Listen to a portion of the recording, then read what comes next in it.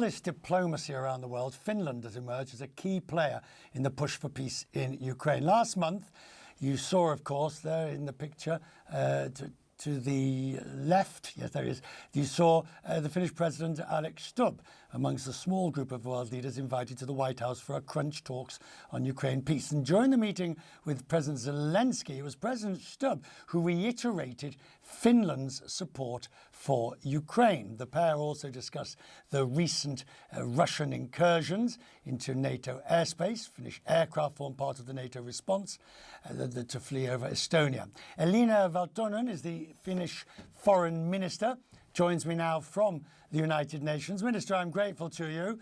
I saw your president here. He was in our building here today. He sends his best regards. I'm sure you've spoken to him many times. But look, the reality is Finland is playing a disproportionately important role at the moment for a country of its size and economic size. And that gives you a new importance in the world. Well, thanks first of all for having me, and you seem to be seeing more my president than I do. But well, Finland, of course, knows Russia pretty well. We have a very long border with Russia, and we've had a history with Russian tried invasions or invasions of Finland, and therefore we never lived under any illusions what comes to our neighbor. At the same time, of course, we hope that Russia also, after the collapse of the Soviet Union, would become a proper democracy. But unfortunately that never happened. So we were glad that we had always invested into our own defense and deterrence. This ability to bridge that gap between today's US and indeed your president enjoys playing golf with Mr. Trump, but this ability to bridge that gap, how do you see the leverage continuing? Because we're fascinated to see whether or not the US president does follow through in his view of going stronger against Putin, or is this examples of him losing interest? We have been so glad to see that President Trump really wants to see peace in Ukraine. And certainly Europe wants to see peace in Ukraine, and first and foremost, the Ukrainians want that. Now, at the same time, we don't think that the US position needs to be neutral in this, or be just a neutral mediator, because the US is and has always been the leader of the free world. And the free world means that certainly countries can enjoy territorial integrity and sovereignty. But even more important than that, that people are free to make their own choices. And what comes to the war that Russia is waging against Ukraine, they are essentially trying to deny the Ukrainian people all of these values.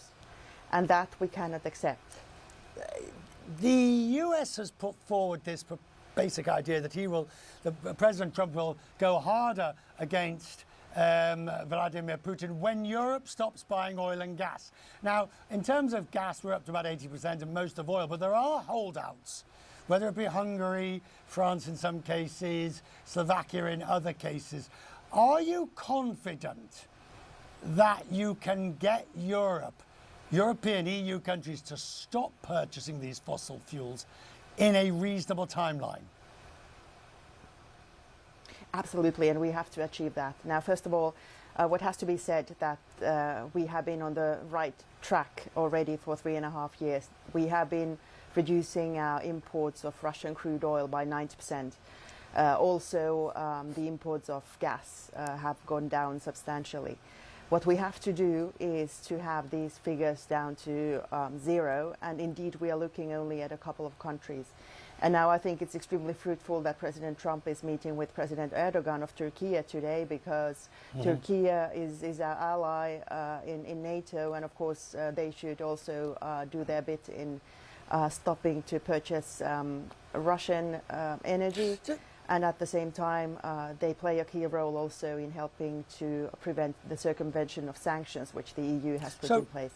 So The fundamental fear in all of this is that whilst everybody is doing and talking and diplomacying, if you will, if there is such a word, eventually Russia just keeps the meat grinder rolling, God forbid, and overwhelms Ukraine.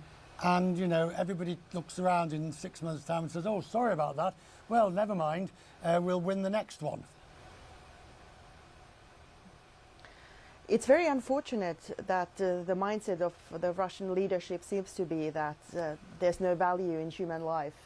In July alone, they sacrificed 20,000 soldiers, and the gain on the battlefield is minimal. They have gained territory in Ukraine in the extent of 1% in the past 12 months, and at the same time, they have taken massive losses in both men and capacity. Now, what we need to do is we need to keep aiding Ukraine. We need to inflict extra economic pressure on Russia, and there, of course, it's so important that we do have the transatlantic coordination in this, both through sanctions and, if need be, through tariffs. And I think the single most important step to take would be to lower the oil price cap, and that is also something that the US can do, because that would really hamper the possibility of Russia to receive revenue through their oil sales. At the same time, it would not disrupt the oil market. Minister, I'm grateful to you. Thank you very much for joining us now. Thank you so much.